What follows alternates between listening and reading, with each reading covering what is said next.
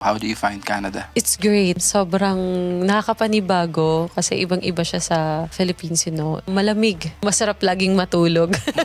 Dito sa Toronto, nagkameron kami ng 2 shows. Okay naman yung shows namin. Mainit naman yung pagtanggap ng Filipino community sa amin. Alam nyo sa atin, sa Pilipinas, kapag merong kumakantang singer, katulad ko halimbawa, tapos marinig nila na konting parang mataas yung boses niya. Sige nga, pahirapan natin. Ganun lagi. Dito naman sa Canada, yung Filipino community, kahit ano yung kantahin mo, basta i-dedicate mo sa kanilang lahat, sobrang na-appreciate nila. Si Mr. Benny Saturno, isa sa mga premier composers, music producers natin sa Philippines. And how is it working with him? Meron pa akong single na kinompose ni Sir Benny na nasa Spotify po, which is yung Pinaasa by Patricia Hernandez featuring Aiki. So kasama ko po yung rapper na si Aiki dun sa song ko. And then meron din po siyang pinagawa sa akin na cover song na kinompose din po niya, which is yung Alipin Ako. Nasa Spotify din po yun. Huwag kayong susuko sa pangarap nyo. Kahit anong marinig nyo, kahit anong sabihin ng ibang tao, huwag kayong susuko kasi dapat kahit walang maniwala sa'yo, basta paniwalaan mo yung sarili mo. Yun lang.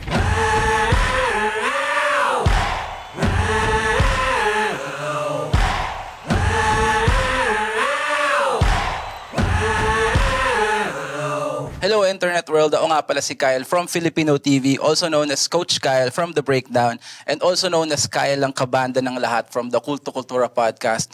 And this is a Totoo Lang podcast. And for today's episode, very special yung guest ko.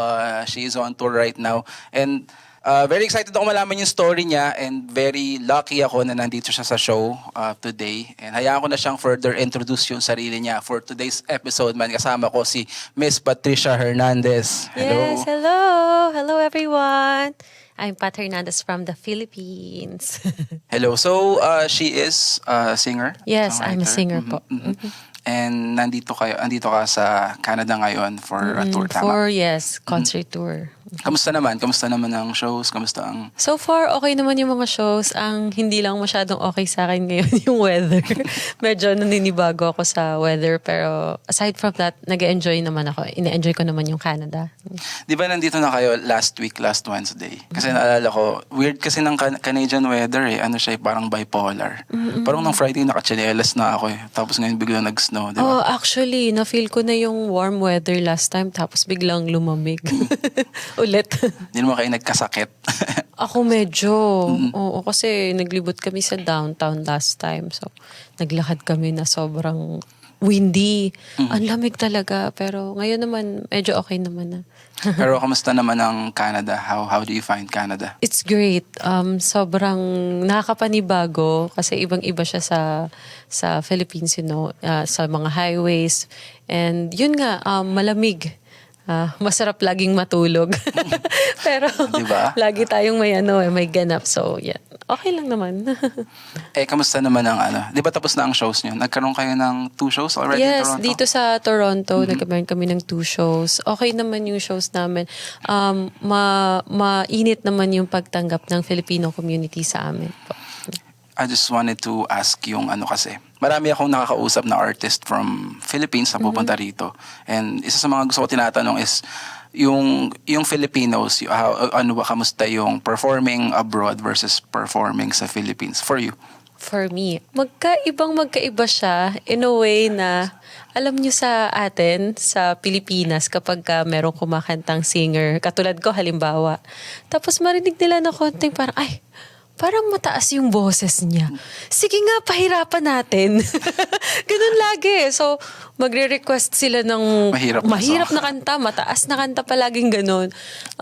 Dito naman sa Canada, yung Filipino community, kahit ano yung kantahin mo, basta i-dedicate mo sa kanilang lahat, sobrang na-appreciate nila. Kaya sobrang saya po ng heart ko bilang singer po. Yeah. Alam mo yung isang factor, ang ganda ng pagkakasabi mo, it shows, or kaya siguro ganun yung mga Filipinos dito. Marami kasing mga Filipinos dito na parang may sense of parang longing, alam mo yun? Kasi wala sila sa Philippines and nandito sila for work, for sa future nila, mga ganyan. So maraming nakakamiss ng mga bagay na yun. And hindi laging meron dito sa amin ganun eh. Kumbaga yung mga artist, kunyari, mga artist na kagaya nyo sa Philippines, like, madali kayong mapanood eh. Pag nandun dito, hihintayin pa namin kayo pumunta rito and tour. So, I guess, blessed ang Filipino-Canadian community na nandito kayo ngayon. Oo. Yeah. Kami rin, super, super blessed din kami. Kasi imagine sa dinami-daming singer. Alam mo naman, sinasabi nga nila, 90% of Filipinos can sing. Tapos kami na dalawa na blessed na makarating kami dito sa Canada to perform to all of you. So thank you so much for the opportunity as well. So yun. And balita ko talaga yung show nyo nung Saturday is full pack. Yes, Tama, diba? sobrang daming tao and ang saya. Sobrang saya kasi nakikita mo silang lahat na nag-enjoy, nagsasayawan. Talagang super happy. Pwede ba nating pag-usapan? Gusto ko lang, I just wanna to kind of get to know you more. San ka ba pala nagsimula? Paano nagsimula yung music career mo or journey mo? Isa lang yung makikwento ko kung paano ako nagsimula. Kasi nung baby pa raw ako, doon talaga. Nung baby pa raw Ang layo. ako. Oo, ang layo talaga.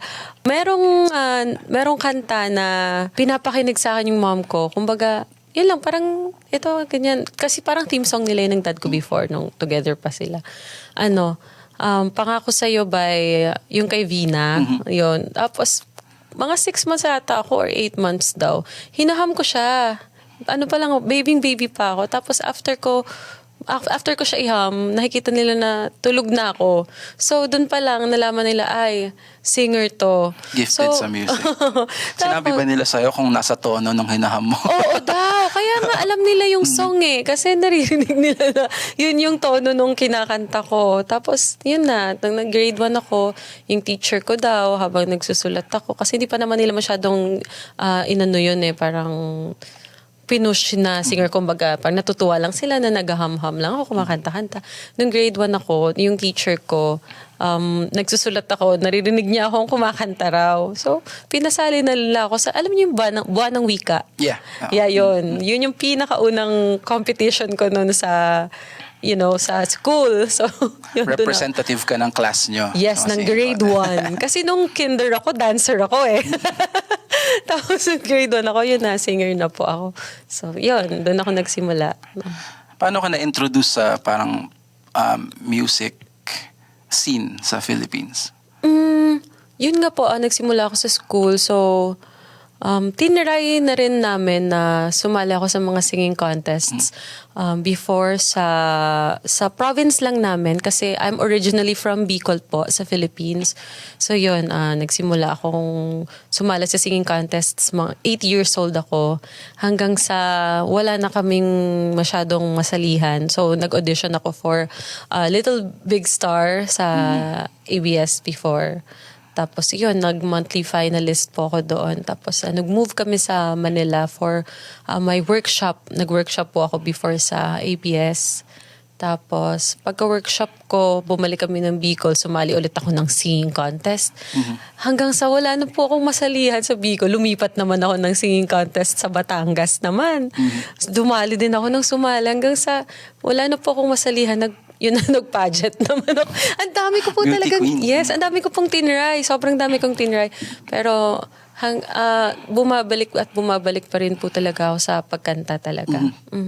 Pero alam mo, naalala kita from The Clash. Yes, opo. Di ba sumali ka doon? And hindi ko alam parang hindi ko alam bakit doon kita unang nakita or napanood.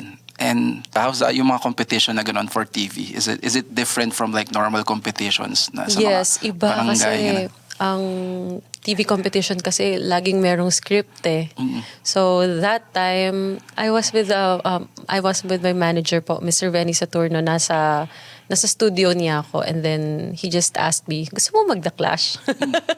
So sabi ko, yes, opo. Ano po ba yung The Clash? Yun daw, singing competition daw yun sa GMA. Tapos, exposure lang. Ganun po. Sabi ko, sure, sige po. Tapos hanggang sa yun nga, GMA artist for 6 months. Kasi syempre kapag once na naging contestant ka doon, automatic na meron ka ng contract for at least 6 months lang po sa GMA, aside sa contract mo kay Sir Venny. So, very tiring kasi almost, parang thrice a week or 4 times a week nasa GMA ka to rehearse. And hindi lang po kasi singing yung nilelearn namin tinuturuan din po nila kaming sumayaw. So ayun po, sobrang nakakapagod pero masaya naman kasi po bagong experience siya. Si Mr. Venny Saturno, isa sa mga premier composers, music producers natin sa Philippines. And how was it working with him? Okay naman po. Actually, meron po akong single na kinompose ni Sir Venny na nasa Spotify po, which is yung Pinaasa by Patricia Hernandez featuring Aiki. So kasama ko po yung rapper na si Aiki dun sa song ko. And then meron din po siyang pinagawa sa akin na cover song na kinompose din po niya, which is yung Alipin Ako. Nasa Spotify din po yun. Paano na-conceptualize naman si Aiki as a rapper na masama sa song? Yes, kasi si Aiki, naging singer din kasi siya ng kanta ni Mr. Willie Revillame na Kung Para Sa'yo. Meron din siyang rap part doon. And si Mr. Venny Saturno and si Mr. Willie Revillame are close friends. So, galing din po kasi akong Gandang Filipina ng Wawawin. Grand finalist. Yung sabi ko nga, nag-pageant ako. Ang galing so, doon ko siya. Yes, opo. So, doon, nag-meet po kami kasi nung gumagawa ng song nun nire-revive ni Mr. Willie Revillame yung song niya na Kung Para Sa'yo. And syempre, ako po yung kinukuha niya as demo singer para dun sa female part ng duet and then yung rap version. So, dun po kami nag-meet and then naisip ni Sir Venny, why not na dun sa kanta mo si Aiki yung kunin natin as rapper. So, siya po yung kumanta dun sa rap part ko po. And then I think, hit yung single mo na yan, di ba? That song. Mukhang okay naman po, yes. Kasi may mga nakikita ko na nagko-cover lalo na sa mga ibang apps po. So, yan. Ang galing. Nakakatawa kasi, binention mo kanina about, not nakakatawa. I remember na mention mo kanina about yung, nung napunta ka sa GMA and yung naging busy ka, yung struggle sa pagdaanan mo, meron ka bang share about, yung challenges mo in the music industry? Opo, sobrang dami kasi syempre once na gusto mong mag-pursue ng pagiging artist and singer on, in front of the camera, kailangan talaga sobrang daming sacrifices. Pero for me kasi po, I am the breadwinner of the family before. So, I pursued it to be, singer po na kahit po on and off cam, pero mas prefer ko po na kumanta sa stage, sa mga hotels, bars and casino para po mabuhay ko po yung family ko po before. Kasi ako po yung nagpaaral sa sister ko po. And yung dad ko po, wala pong work before. And yung mom ko po, siya po yung stage mother ko kung tawagin. So, lahat po ng kinakantahan ko, kahit saan po ako pumunta, kahit saan po ako mag-perform, lagi ko po siyang kasama. Ngayon lang po hindi kasi syempre meron na pong anak yung sister ko, so siya na po yung nag-aalaga po ng baby niya. So, ayun po.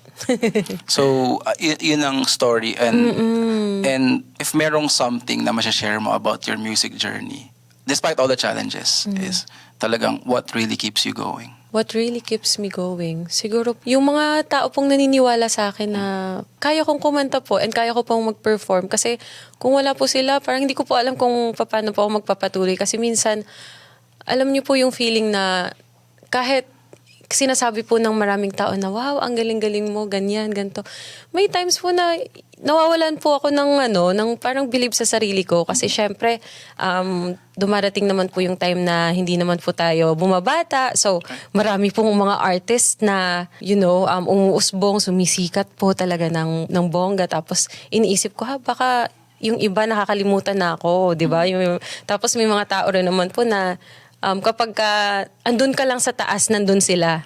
So, yung mga tao po na mga sumusuporta po sa akin kahit po nagpapahinga ako minsan, ganyan na medyo nag-change career po ako. Marami po kasi akong mga tinatry na iba-iba since syempre po tumatanda naman po tayo. Kaya po yung mga taong naniniwala po sa akin, yung family ko po, especially yung mga loved ones ko po, sila po yung dahilan kung bakit po ako nagpapatuloy sa dream ko po. Yun po. That's what keeps me going. Can I ask you, since kasi, di ba on tour kayo sa North America, ano yung parang, yung observation mo with Filipinos abroad versus Filipinos in the Philippines? Meron ba? Yes po, yun nga po, very appreciative po sila. Tapos, masaya lang po mag-perform sa harap nila kasi hindi ko po alam, mas kinakabahan po akong mag-perform sa Philippines kumpara po dito sa Dahil? Canada kasi yung expectation po kasi ng Pinoy sa Pilipinas kasi po lahat sila kumakanta doon. So, yung expectation nila pagka singer ka, ang taas-taas. So, kasing taas dapat ng, alam niyo po yun, mga kanta na yung mga golden, mga she's gun, ganun dapat kataas yung level ng boses mo para ma-appreciate ka nila eh. Unlike dito po na parang tuwang-tuwa sila kahit ano po yung kantahin ninyo. Basta, yun nga po galing sa puso and dinededicate po sa kanilang lahat sa Filipino community po. Kaya sobrang blessed po ako kasi kayo po yung naging audience ko. Kaya super happy po. Di sila nagre-request? Nagre-request din po pero hindi naman po masyadong mahirap. Pero baka po kasi inunahan ko na lang din. Sabi ko kasi wag naman po yung masyadong mahirap. So, Golden daw, golden. Oo, grabe yun.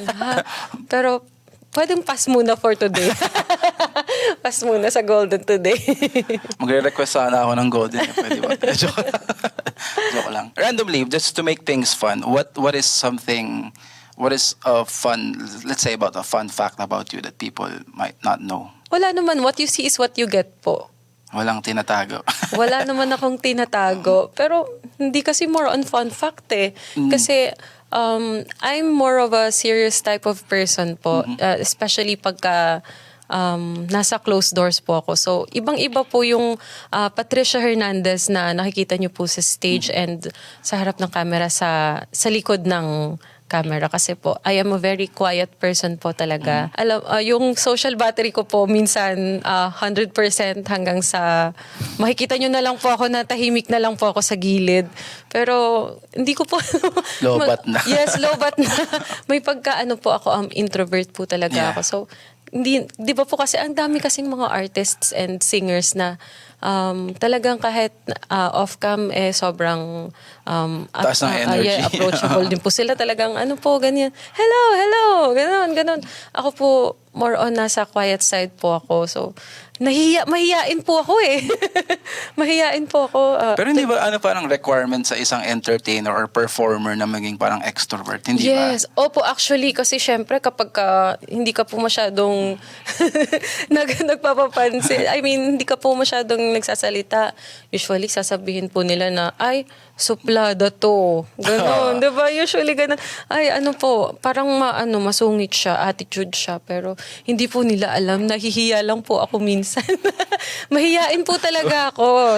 Sobrang pares tayo ng sentiments. Ganyan din ako. Mahiyain ako super po. Pero pagka nakausap nyo naman po ako, feeling ko naman po, matutuwa naman po kayo sa akin. Ang difference pa is parang medyo public figure ka, ang daming nakakita sa'yo. So pag may napansin silang ganun, parang pwede ka nilang i-judge na parang pwede na sila mag-spread ng stories about you. Yes, opo. No, makakasama sa image mo as an artist. Nasa social media ka ba?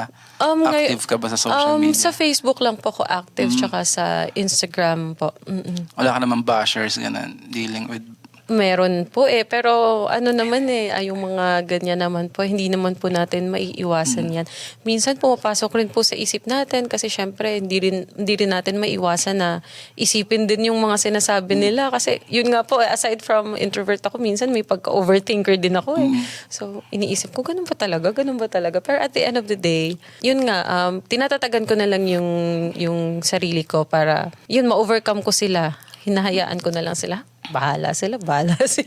Yan, ganun po. The way you said it, ang ganda. Gusto ko siyang puntahan. Kasi, I mean, I've said it a million times siguro sa show ko. Yung mental health ng mga Filipinos. And for someone na talagang may following or it's a public figure like you, a singer, na kilala ng pinapanood na maraming tao. How do you actually deal with yung mga negative comments or bashing sa social media? Dati po kasi nung mas bata pa ako, nire-replyan ko sila talaga.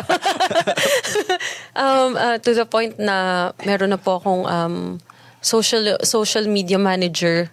Kasi nga po, hindi ko po ma-handle yung stress kapag nakikita ko po na nagko-comment sila na hindi po masyadong maganda. Especially pagka nag-upload po before sa YouTube, nakikita ko yung ibang comments nila. Kaya po nagpahinga po ako before nun sa YouTube kasi masyado po akong madamdamin. Pero ganun po ba talaga pagka February? February po kasi ako so ewan ko lang po.